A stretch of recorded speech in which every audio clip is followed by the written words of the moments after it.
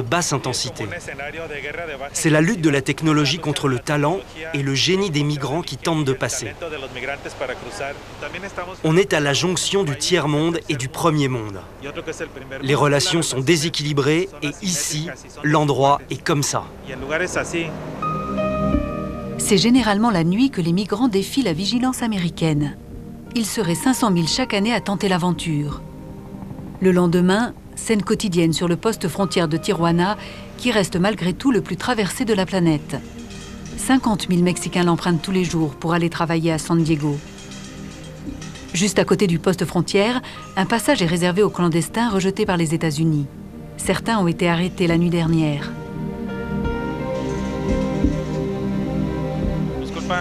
Je suis de l'Association des droits de l'homme. Si vous avez besoin de nous... Victor Clark vient s'informer des conditions d'arrestation et de détention des clandestins. Chaque année, par cette frontière, il y a plus de 16 000 personnes qui sont expulsées. Et pour toute la partie ouest de la frontière, ça représente plus de 100 000 personnes. Est-ce que vous avez été victime d'agressions verbales ou physiques? Et avant, du côté mexicain, avec la police, avez-vous été torturé? Moi, ils m'ont attaché les pieds. Lui s'appelle Carlos. Il vivait aux États-Unis depuis 12 ans. Marié à un enfant, il était en règle. Mais pour un délit mineur, le voilà expulsé. Sans papier. Retour à la case départ.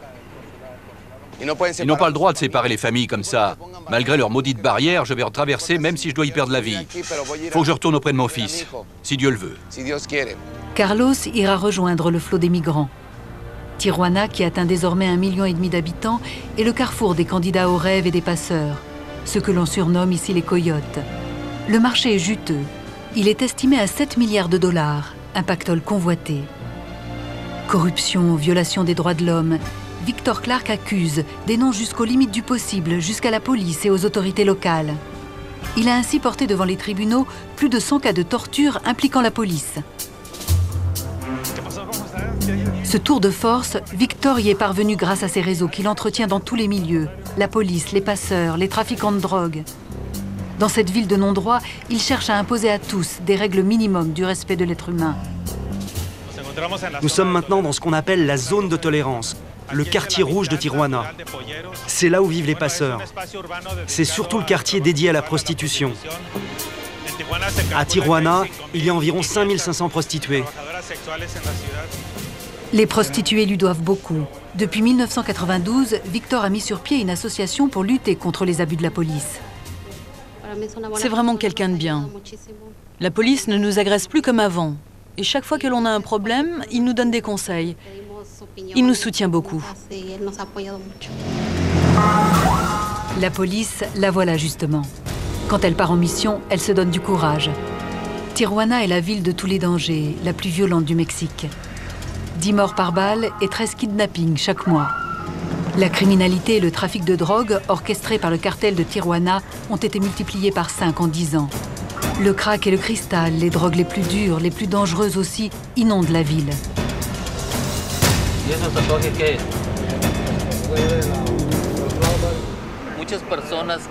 Il y a beaucoup de gens que l'on retrouve ici qui viennent des 4 coins du pays ou même de toute l'Amérique latine. Il faut aussi ajouter les expulsés des États-Unis. Toute cette population se retrouve ici sans famille, sans papier pour pouvoir travailler.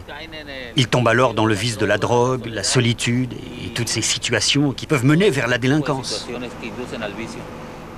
Les migrants sont les petites mains et les victimes de cet échiquier du vice. Partir vers les États-Unis est devenu plus difficile, plus dangereux, plus cher. Les passeurs ont revu leurs tarifs à la hausse, 3 000 $ au lieu de 300 il y a 5 ans. Ils passent désormais davantage par le désert. Ici, à 100 km de Tijuana, le mur a disparu. Cette route est très fréquentée par les passeurs. L'Amérique est là, juste là, à quelques kilomètres et pourtant... Le climat fonctionne ici comme un mur. Mais il y a bien d'autres dangers pour les migrants. En plus des gardes-frontières américains, cette zone est infestée de brigands, de trafiquants. Des faux passeurs qui s'en prennent à ceux qui veulent franchir la frontière. C'est pour cette raison qu'il est doublement dangereux de traverser ici. Victor Clark est en compagnie d'un service d'aide aux migrants. Sur leurs affiches, un avertissement. Attention, les passeurs peuvent vous abandonner. Ils laissent aussi un peu d'eau pour prévenir des cas de déshydratation. Mais il faut partir, la nuit tombe, la zone devient dangereuse.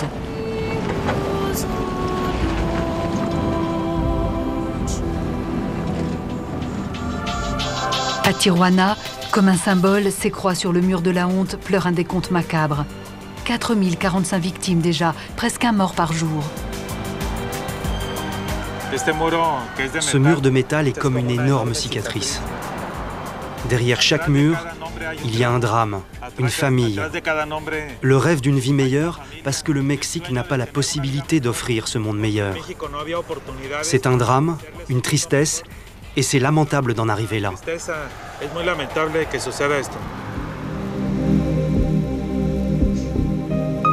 Face à cette désolation, Victor continue son combat malgré le danger pour lui, pour sa femme et ses 3 enfants. Professeur d'université, il a parfois mis sa carrière au second plan pour être au service des autres. J'ai toujours dit à Victor, je vais tout faire pour que tu puisses agir. Moi, je vais trouver un travail stable, avec un bon salaire, pour que tu n'aies pas à te soucier du quotidien. C'est important parce qu'il n'y a personne d'autre que toi pour faire ça. Tu es le seul qui puisse changer les choses. Aujourd'hui, la voix de Victor Clark s'étend au-delà des frontières, jusqu'aux États-Unis, où sans relâche, il dénonce le mur de l'incompréhension. Les murs vont rester, ils ne vont pas disparaître. Ils sont là pour de nombreuses années. C'est le désir sécuritaire des États-Unis. Les choses ne sont pas comme on le voudrait. Elles sont comme l'Empire américain le désire, et l'Empire ne souhaite pas effacer ce mur. Au contraire, il veut en construire d'autres.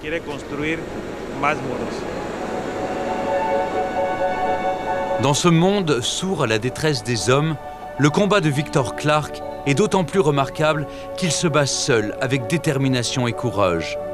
Voir quelqu'un mettre sa vie au service d'une cause qui le dépasse me bouleverse toujours.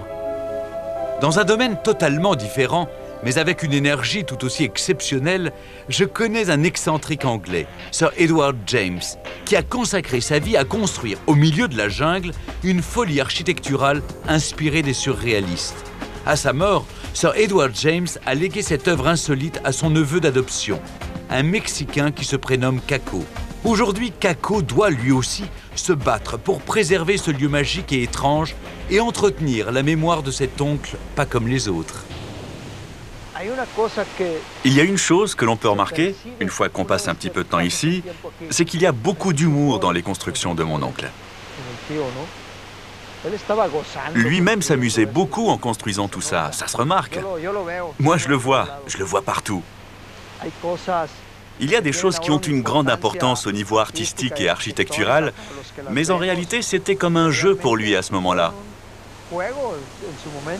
Dans sa vie comme dans son œuvre, c'était vraiment quelqu'un d'extravagant.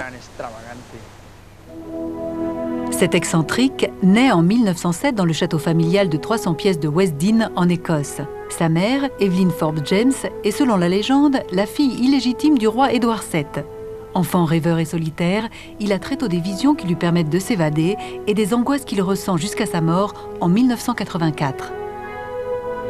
Je pense que si mon imagination est si développée, de façon si intense, c'est dû au fait qu'on m'obligeait à faire la sieste pendant des heures. Du coup, ça m'a permis d'inventer un monde à moi.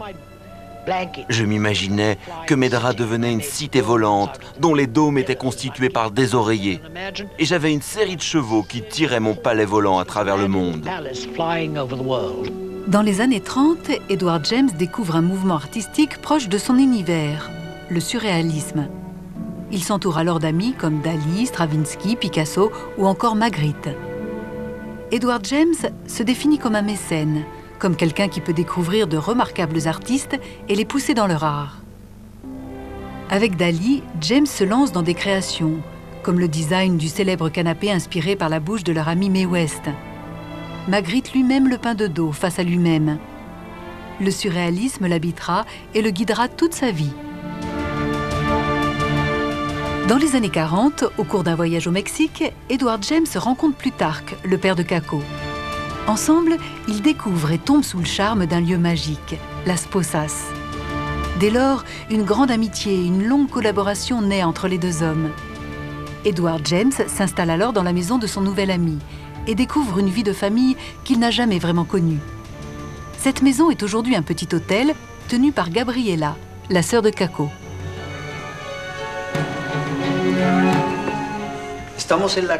Nous sommes dans la maison familiale. Ici, c'est la salle à manger où nous mangions avec nos parents.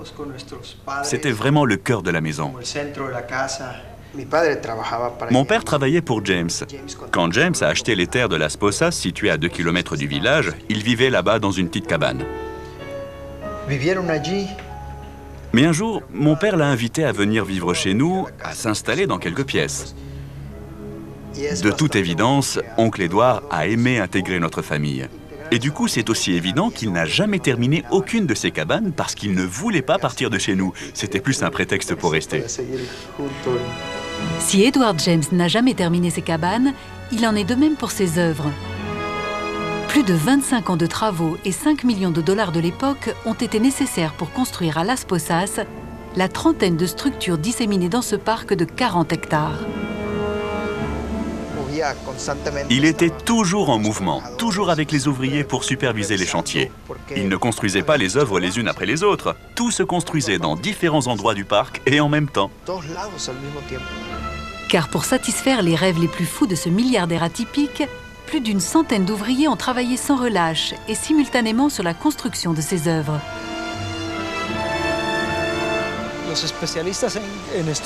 Les spécialistes en architecture s'étonnent beaucoup de la flexibilité de ces piliers en béton. Ils sont très élastiques et en 40 ans, ils ne se sont jamais cassés. Regardez comme c'est étonnant la flexibilité qu'ont ces structures. C'est du pur béton et pourtant il bouge. C'est fascinant.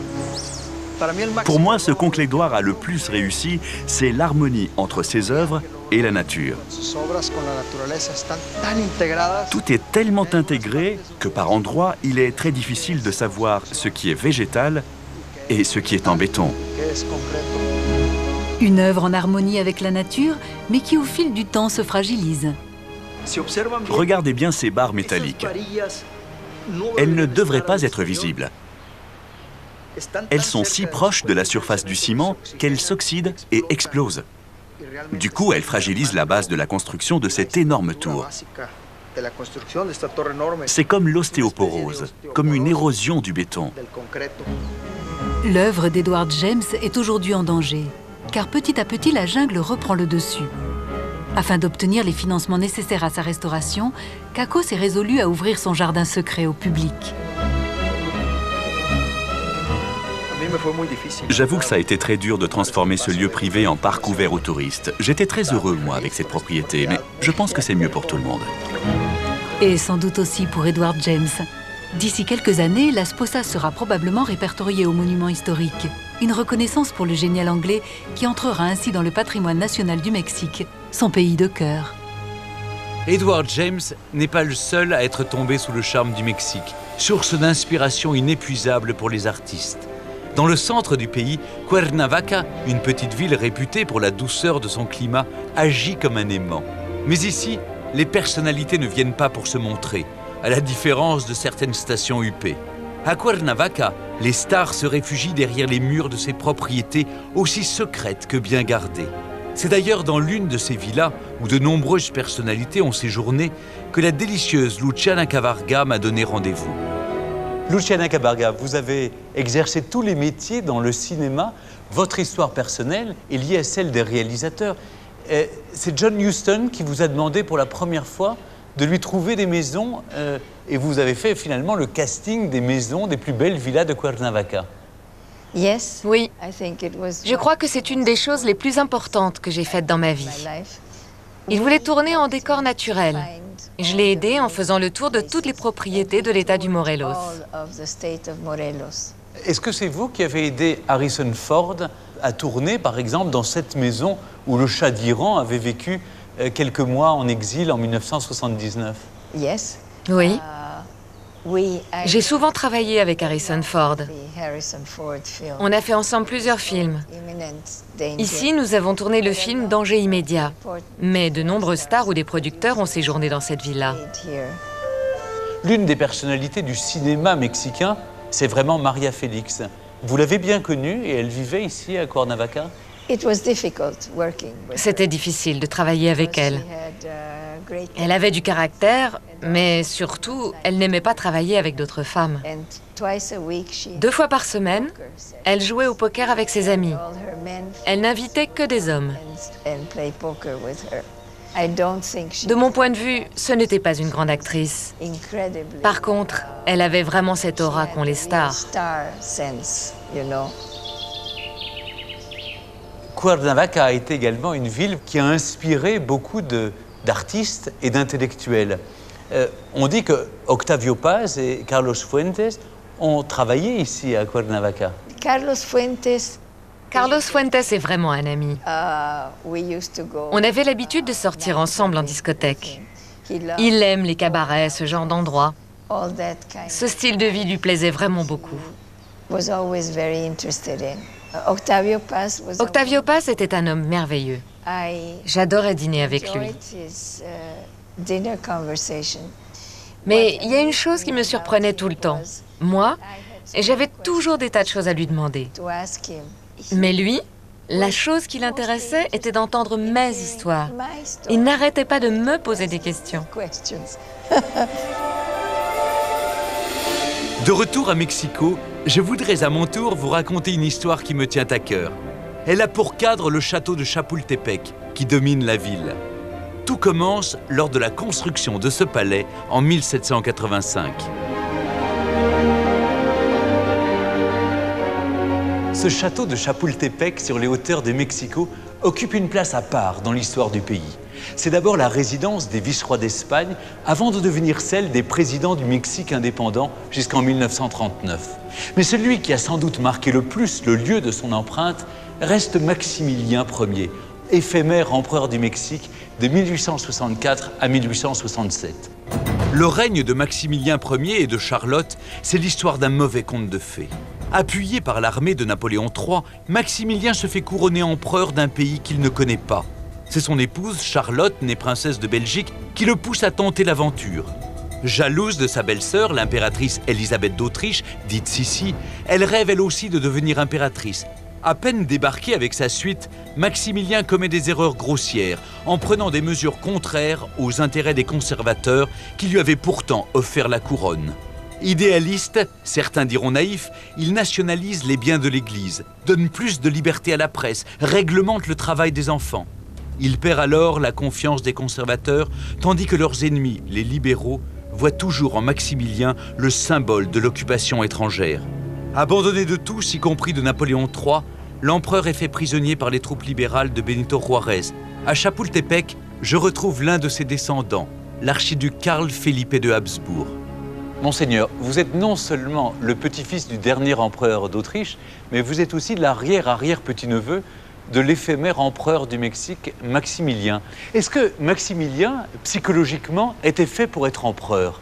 Il était le frère cadet de François-Joseph, il avait épousé une princesse de Belgique, Charlotte. Est-ce que c'est pas elle qui l'a un peu poussé à devenir empereur du Mexique? Absolument. Maximilien était un rêveur, il était un poète, un artiste. Mais en même temps, il aimait beaucoup les armes. Il était un militaire poète, non?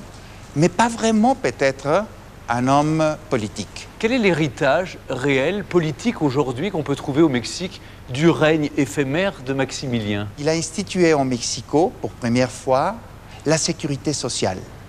Une sécurité sociale qu'on a d'ailleurs aujourd'hui. Et ici à Mexico City, il a construit cette magnifique avenue qui s'appelle Paseo de la Reforma, qui en ce moment-là s'appelait Paseo de l'Impératrice, et que c'est l'équivalent à les Champs-Élysées à Paris.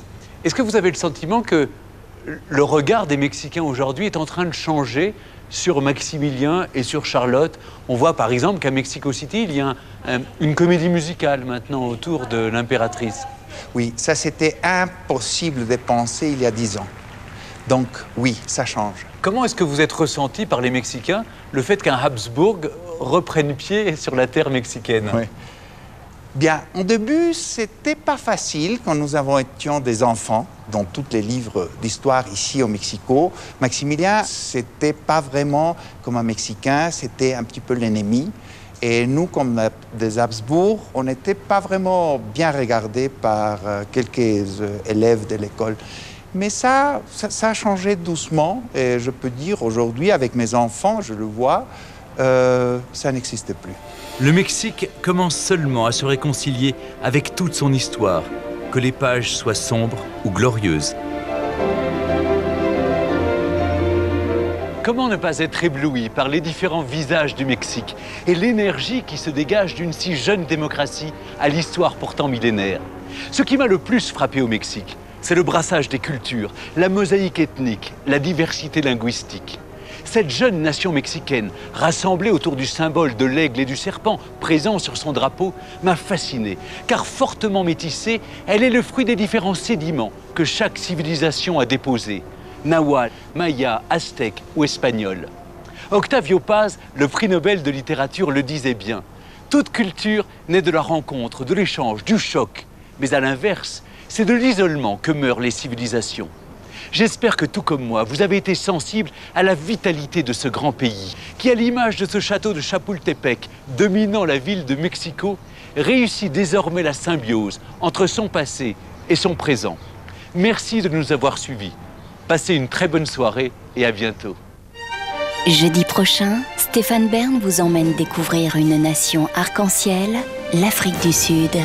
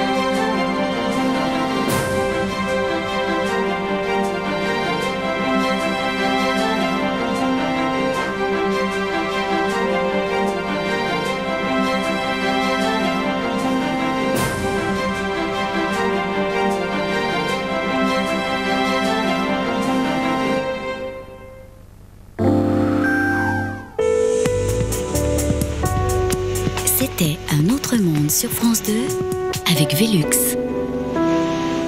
Entraînement et mission opérationnelle en Côte d'Ivoire, aux côtés des légionnaires. À partir de maintenant, vous descendez du véhicule pour aller pisser, pour aller siffler sur le toit du VAB.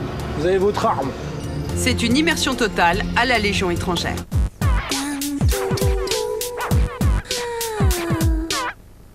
Mais attends Félix, je suis au téléphone.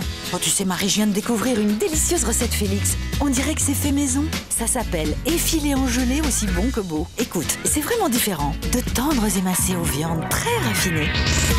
Et avoir la réaction de mon Félix, c'est sûr, c'est délicieux. Les effilés en gelée de Félix, il faut le voir pour le croire.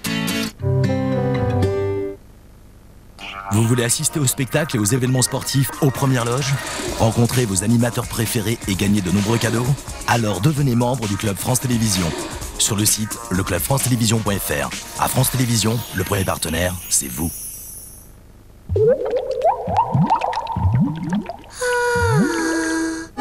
Les passagers à destination de la boîte à musique sont priés de se rendre en porte d'embarquement. Petite leçon à 4 mains avec 2 virtuoses du piano. Je la connaissais pas comme ça. Ah ben, montre-moi alors. Une version un peu comme ça. Le problème, c'est qu'il faut aussi jouer la main droite. Et en même temps, il faut regarder la caméra et sourire. Classique ou jazzy, la musique coule aux oreilles d'Yvan Le Bolloc, Daniel Picouli et Michel Delpech. Il faut que les gosses entendent ça. Jean-François Zigel ouvre la boîte à musique demain soir à 23h05